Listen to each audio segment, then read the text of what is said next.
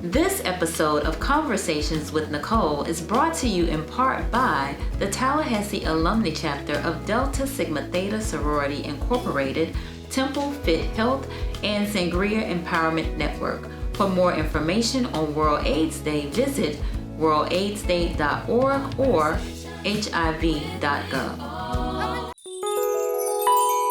Let's have a conversation. Tell me what you think about the issues of the world. What kind of spice you wanna be? Tell me where you wanna travel. Do you believe in luxury? What's your hidden passion? What makes you so unique? Conversations with Nicole.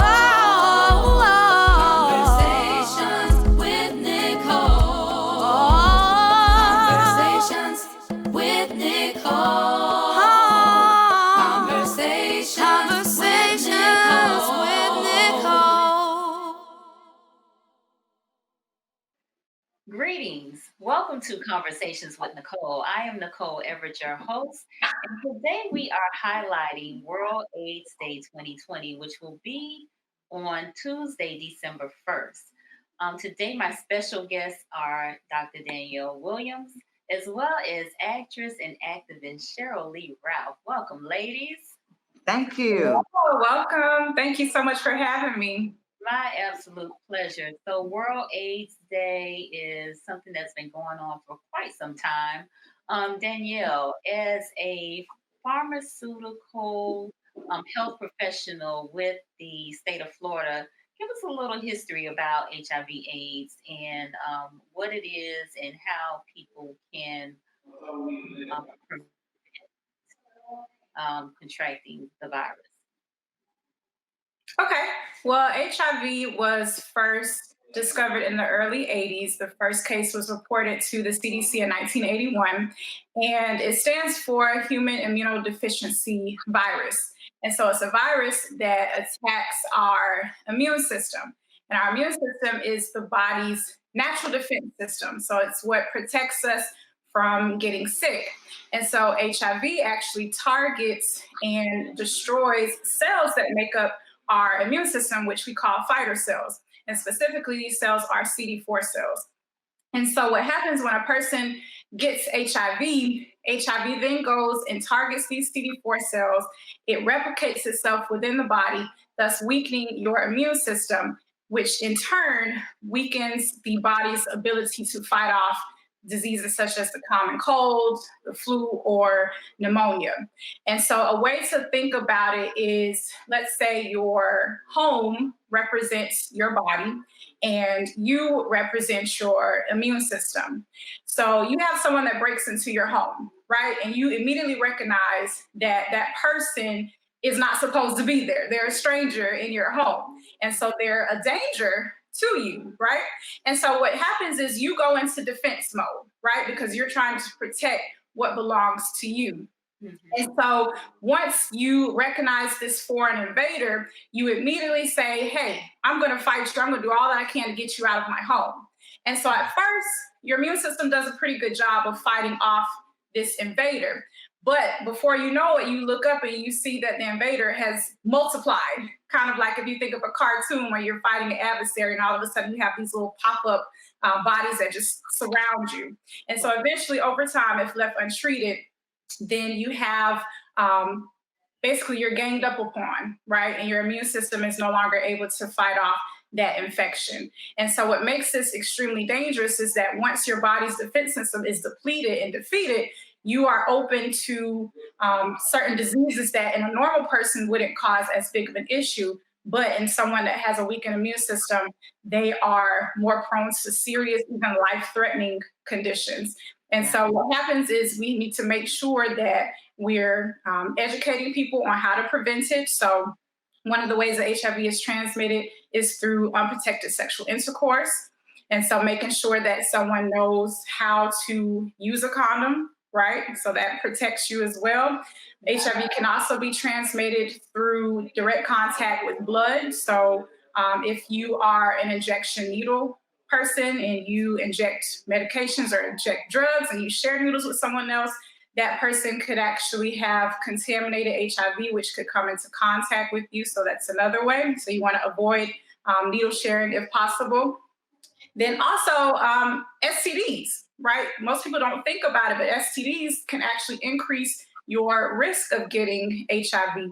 So you want to make sure that you are getting tested regularly, not just knowing your status, but also making sure to know your partner's status as well. So getting tested together is a great way. And then the last thing would be we actually have PrEP now. Okay, so PrEP is another way for someone who is considered high risk. And high risk basically just means that you engage in behaviors that increase your likelihood of getting HIV. And so you can contact your local provider and find out if you are a candidate for PrEP. And so that would be some of the ways to protect you from getting HIV through those various modes of transmission. Okay, very good. Thank you for sharing that. So HIV for prevention during COVID-19, the pandemic. We've heard a lot of in the news about people with underlying conditions, health conditions, and I would imagine if you have HIV, your propensity to maybe contract COVID would be higher. So, what are some, additional maybe ways that folks who are HIV positive can mitigate against contracting the coronavirus? So a person with HIV has about the same risk as someone who doesn't have HIV. The only difference would be if that person does have a weakened immune system. But if you have HIV and you are taking your medications and you're adherent to your medications and you have a good reputation on your medications, then your risk is about the same as someone who doesn't have HIV. What I would say is during this pandemic, a lot of doctors' offices were closed, or you have these recommendations that say try to stay home as much as possible, social distance. And so one of the important things as healthcare providers is to make sure that patients with HIV are given at least a 90-day supply of medication, so they're limiting their interactions and they're limiting the amount of times that they have to make a trip to the pharmacy and come in contact with other people. Also, you have what we know as telemedicine or telehealth. So if a patient needs to be seen by a provider, maybe get some additional refills, or just have questions and concerns and they need to speak with a provider but can't actually physically get there, you can have your doctor basically set up a virtual situation like this where you can talk to someone face to face on the screen, or you can discuss with them over the phone what are some things that you can do to stay safe.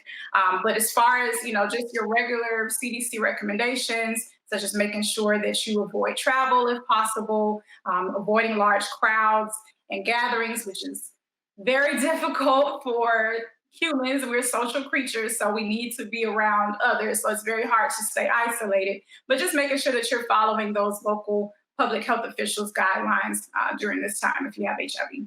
Okay, thank you for that. Cheryl, did you want to speak to that at all?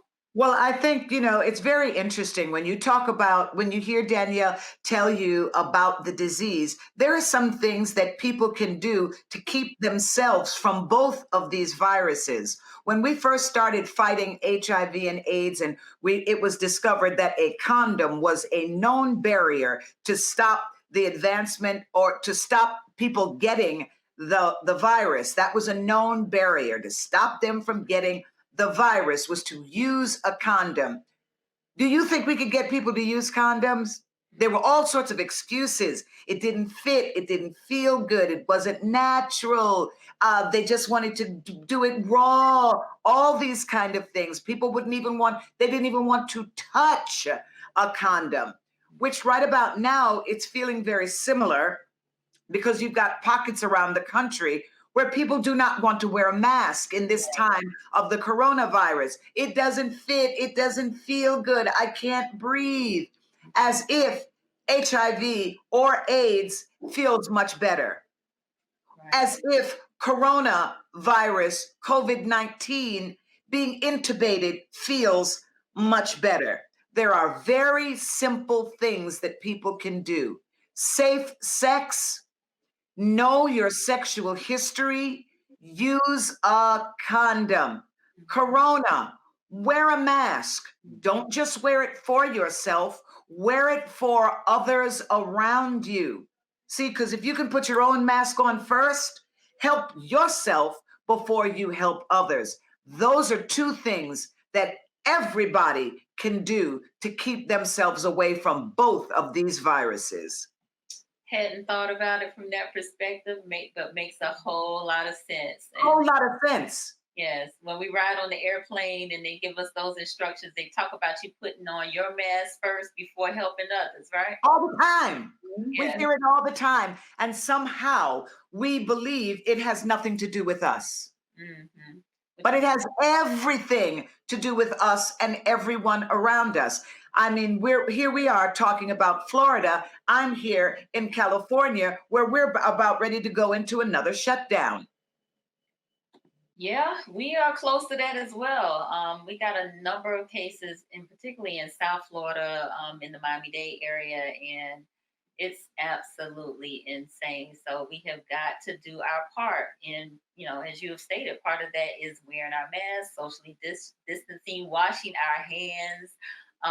Other things that I think that we don't talk about as often is getting proper rest, exercise, diet, drinking plenty of water, taking vitamin C, vitamin D3, all of these things I think also do contribute to our, building our immune systems and helping to fight this thing. That's why a show like this is important because people don't have the information that they need. You heard Danyelle say, she just said, a lot of these offices are closed down. Yeah, but the fact is, a lot of people don't even have the kind of insurance to get them into the office. We still have a lot of people who are not covered by any sort of health insurance at all in America. And Yeah. they need it, but they don't know they need it. That happened back in the day around HIV and AIDS. It's happening now. And that's one of the things that I say is going to come out better after Corona is the fact that we're pulling back these covers and we're seeing just how many people are in need of health care and help. Yeah. I mean, for us to start this conversation around HIV and AIDS, it's covered in stigma. Mhm. People don't want to talk about it because it's been stigmatized all these years. You hear people, especially in our community, the Black community, well, we don't want to deal with that because it's hard enough just being Black. Mhm. We can't deal with this because it's hard enough just being Black. Well, we certainly can't deal with that because it's hard enough just being Black. Right. Well, why am I going to deal with that when I'm getting shot down in the street? So there's so much weight It is. that we have got to be able to put down. And it's hard because it's generational weight. It is weight of centuries. I think it's post-traumatic slave syndrome. It is. I think it is real and certain things we have not been healed from, and now after Corona and we see it's right in front of us, there's still people who don't want to talk about the fact that a lot of these ills are driven by isms. And one of the great ones is racism. Absolutely. Absolutely. I think that 2020 with the pandemic, with the social unrest, racial unrest, these conversations have definitely been launched forth in our communities like never before, and we need to keep them going and also come up with some solutions in terms of more racial equity, more social equity, more financial equity. Thank you. Mhm. Because our ancestors helped build this country. I've been to the museum up in DC, and to see what we've done out of nothing, to be enslaved African folks who have come through this country for 400 plus years, and we still here, we're still surviving, even though we have not been treated like citizens in many That's right. regards. No, we So have not been treated like full human beings. right.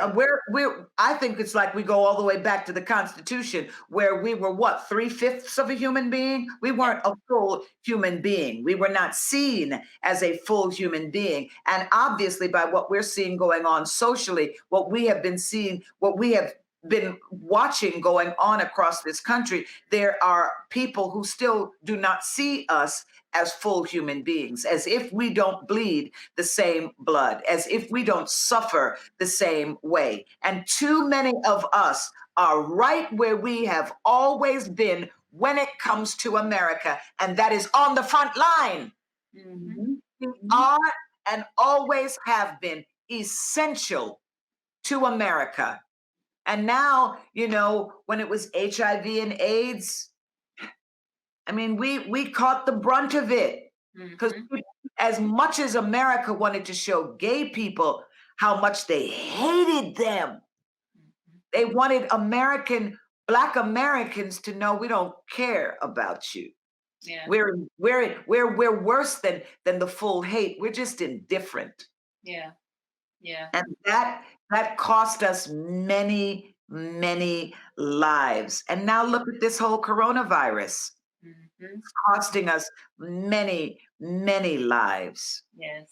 I consider it to be casualties of war. And you know what bothers me is it didn't have to happen.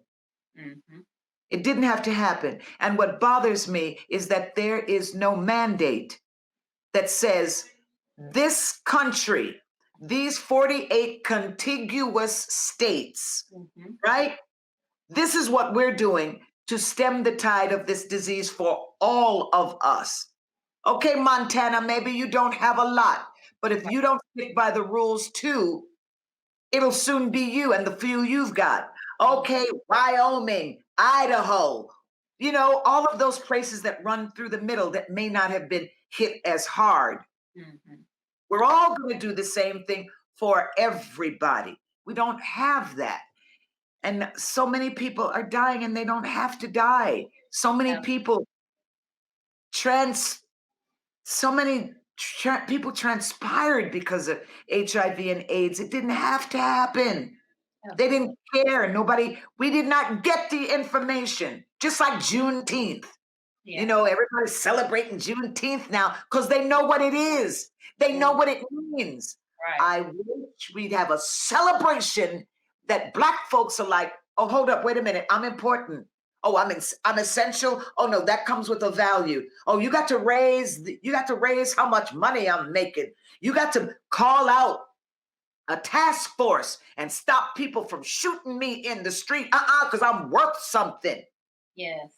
I want us to rise up like we rose up and we put politics on our back, and we walked certain people. We waited with those people on our backs to vote for this change. We did that. Yes. We did that. Come on now. What you gonna do for me? Yes. So My health. so I got, look, Cheryl is fired up. You see it, Danyelle? Hey. I love it.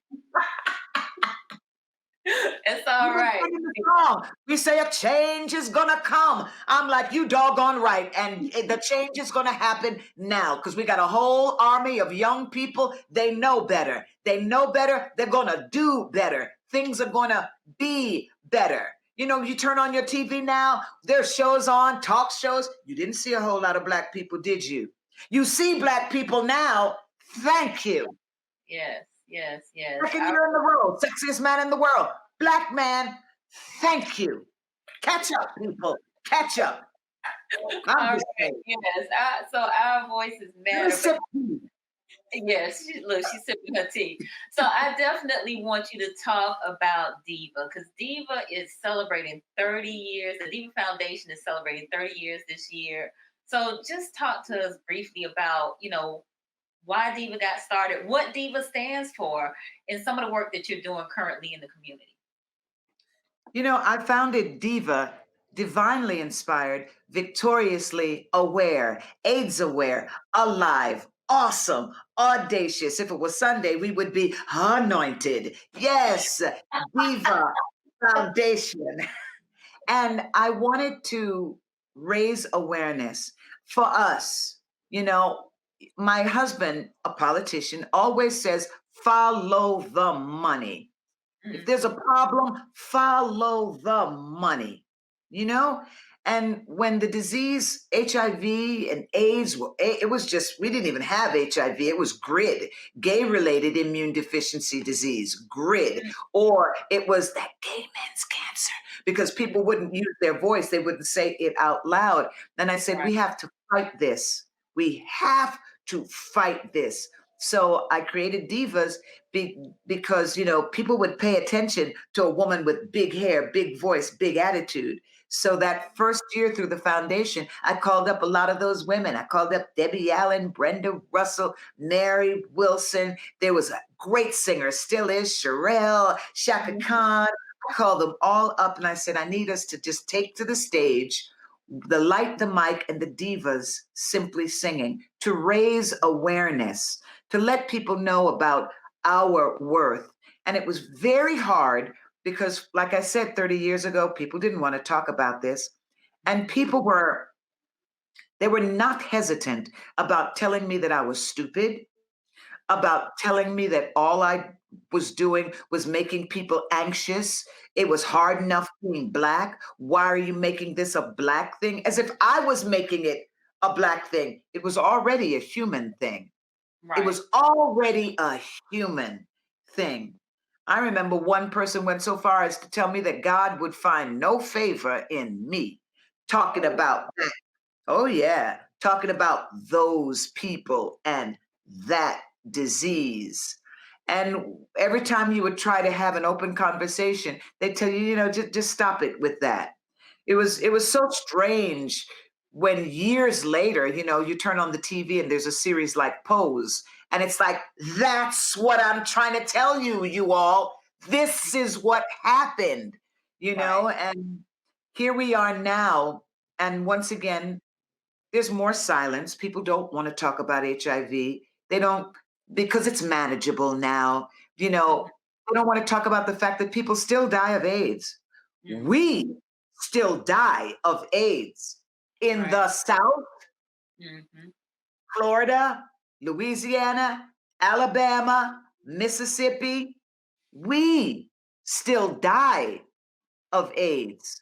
So, with the foundation, we want to continue raising that red flag, letting people know that we are here, we see you, this is the information, you matter, find your voice, let's talk about this, let's get the help that we deserve because people have always died from a lack of knowledge. And that's what we mhm. continue to try to do, raise the knowledge. Okay, awesome. I'm just so glad that you had the the awareness of mind to even start the Diva Foundation some 30 years ago, and you're doing the great work of raising money to increase awareness and give people the help that they need around this virus. That they deserve, Mhm. Yeah, that that they they deserve. You absolutely. know, After 30 years, this year our event will be televised. So on Saturday, December 5th, if you're Mhm. in the California area, you can watch it on KTLA, but it'll also be live streamed on KTLA, and it will be live streamed on the Diva Simply Singing Facebook page, as well as during the whole week.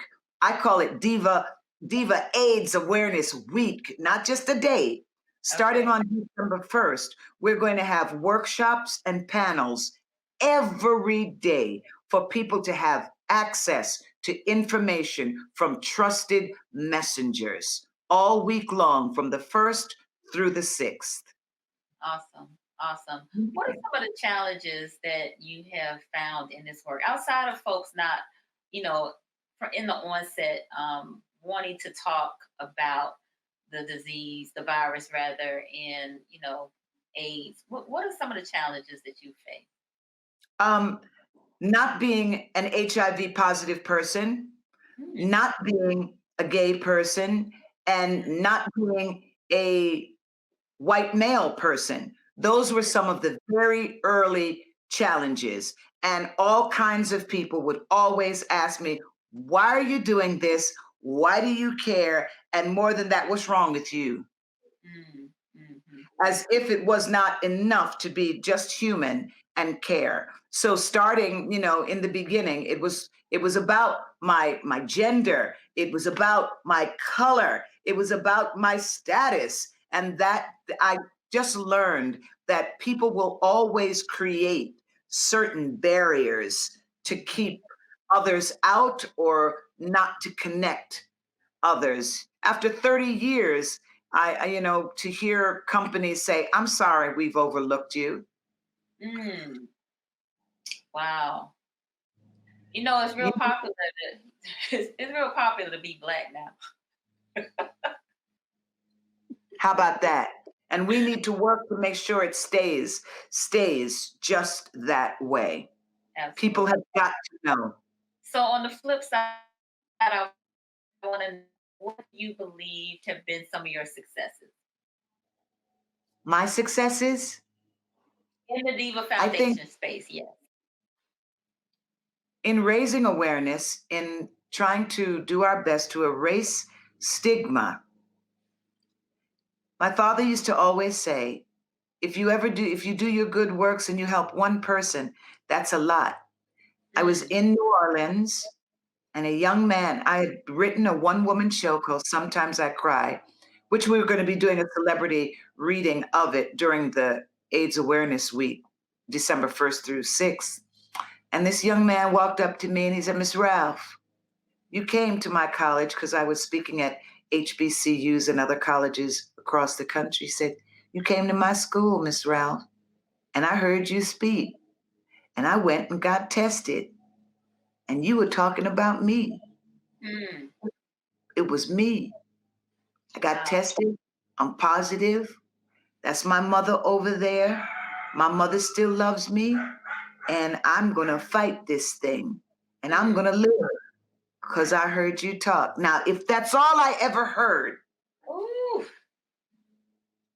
that that was the one of the greatest gains.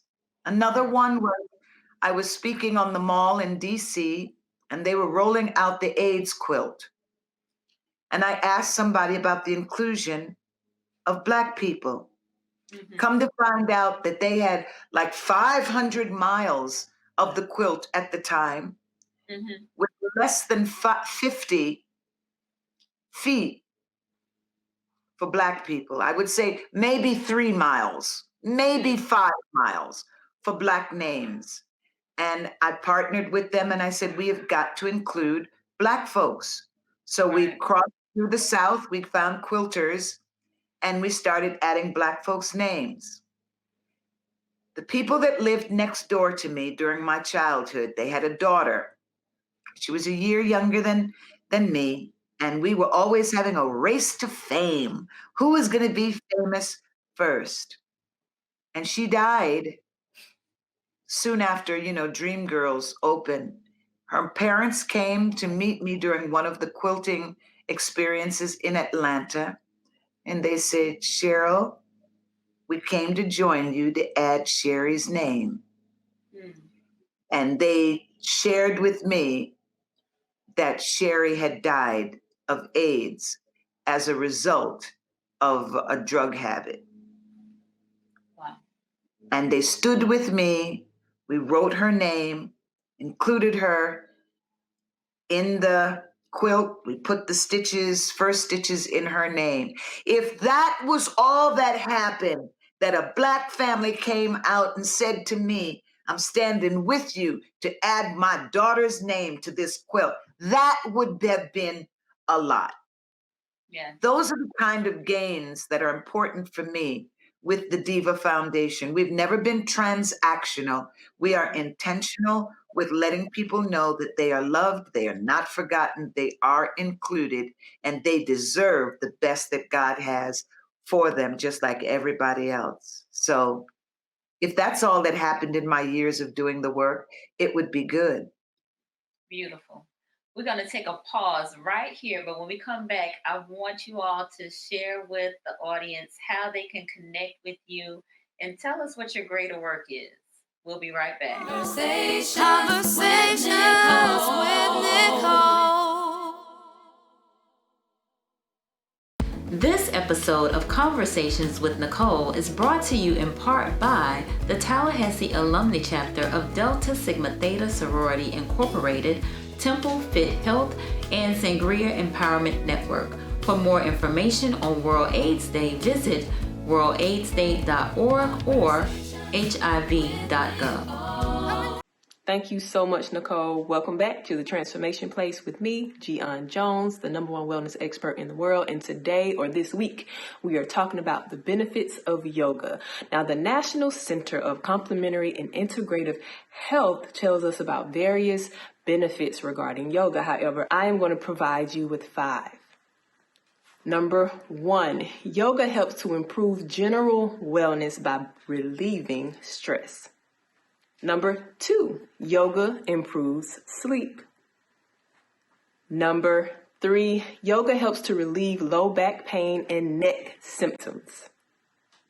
Number 4, yoga helps to lose weight if you are considered overweight or obese. Number 5, yoga helps to decrease anxiety and depressive symptoms whenever you are dealing with a difficult time in life. So, how can we be transformed by this information? A, go within to see if you can benefit from any of these benefits of yoga, and I'm pretty sure we all can. B, implement yoga in your life for 30 days. You can find your influencer on YouTube or Instagram, or you can find your Zoom class, or you can follow me at It's Gian Jones because I provide a yoga challenge every single week. And C, after 30 days of practicing yoga, make sure that you reassess to see if you have benefited from any of these benefits of yoga. Yoga is really dope, and I really recommend you guys get into it. Well, that's all that I have for you this week. See y'all next week on the Transformation Place. Remember to press and fly, press through your obstacles so that you can fly right on towards your destiny. Peace and blessings, love and light. Conversations with Nicole. Welcome back to Conversations with Nicole. Thank you, Gian Jones, for that wellness tip. If you're just joining us, we are talking about World AIDS Day. We have Dr. Danyelle Williams and actress activist Sheryl Lee Ralph. So before the break, Sheryl was, just so passionately speaking about some of her successes. But as we get ready to wind down, I want each of you to talk about how folks can connect with you and what you're doing. So Sheryl, let's start with you. Listen, I love my social media. I love being connected with the people. You can always follow me on Instagram. I am the Sheryl with an S, the Sheryl Lee Ralph at gmail.com, the Sheryl Lee Ralph at gmail.com. If you'd like to experience my Audible book, Redefining Diva 2.0, that's the experience of the audio book, Redefining Diva 2.0. You can download it from Audible. I'm very happy about that and the way that's all come together. And everybody's always loving the things that they saw me doing during, Diva Simply Quarantine Sundays at 7 p.m. on my Facebook Live. They love the lipstick, they love the glasses, they love the headbands, and they're just so many. And everybody was like, well, where can we get this? So we created shopwithsheryllee.com. Shopwithsheryllee.com. You can follow the link in my bio on Instagram. And by all means, please make time during the week, the first week in December 1st through the 6th, to follow us at Diva Simply Singing Facebook Live. And you can connect once again through my Instagram. You can go to shopwithsheryllee.com, shop and help the foundation carry on. Get the information and love how we just live life. But by all means, be connected and stay connected. And remember, DIVA is an acronym. divinely inspired, victoriously alive, awesome, audacious, aware. Love it. Your enthusiasm is contagious. I promise. So, Dr. Danyelle, if you will, I know you're with the Florida Department of Health, pharmaceutical program manager. Just tell us how we can connect with the program and your offerings. Okay. Well, as you said, I'm the pharmaceutical program manager for the Florida Department of Health, and we are a pharmacy. But we're not your typical pharmacy in that we are a closed system pharmacy. So everything that we do at our location, we mail out throughout the entire state of Florida. So we service all 67 counties from the Western Panhandle all the way down to the bottom of the state, which is where the Florida Keys are, and everywhere in between. And so we offer medications for free, or we provide them at a small discounted fee depending on the patient's financial status. And so some of the programs that we offer are oral birth control options. We provide long-acting contraception methods. We provide certain insulin products for patients with diabetes. We provide epilepsy and seizure medications for patients. We treat tuberculosis cases in the state, and we also provide repackaged pharmaceuticals for the Department of Corrections as well. And so when it comes to HIV, we also provide all 67 county health departments with PrEP, which is a once-a-day pill for prevention of HIV. And we also have medications for our HIV test and treat program. So if a patient were to come in to the county health department and they test positive for HIV, they can walk out that same day with medications. And so we are a statewide operation, as I mentioned, but the interesting thing is a lot of people don't know about it. They don't know about these services that we offer. They don't know that you can go into a county health department and walk out with medications. And so we're really trying to advertise and to promote these programs. So we're partnering with some of the local health organizations that are in town. We're working with our partners through the Department of Health to try to get the word out, because these programs, some of them are federally funded. And so it's basically just money sitting there waiting for you to come and get it. Come on. And we want to try to reach as many people as possible. So hopefully there's somebody listening today that knows someone that could potentially benefit, or even you may potentially benefit from these programs. And so I highly encourage you to stop by your local county health department and just find out, if you are eligible for these programs. There is some eligibility criteria that's involved. And so that piece of it is done at the county health department. So we're not necessarily involved in that aspect of it. But once you go through that process and you are deemed good to go, you can get medications from us pretty much indefinitely, as long as you're a Florida citizen. So definitely pass the word around, let people know that we are here with the Bureau of Public Health Pharmacy with the Florida Department of Health to serve and to help you. Awesome. This is why I wanted you to mention that, because I know there probably are some Florida residents that are not aware of that program. So definitely encouraging folks to connect with their county health departments to find out more about those services and the eligibility, and see if they could potentially get their meds at low or no cost. So thank you for that. That's right. Yes. So finally, in closing, I'm gonna start with Danyelle. What do you believe is your greater work? My greater works, let's see.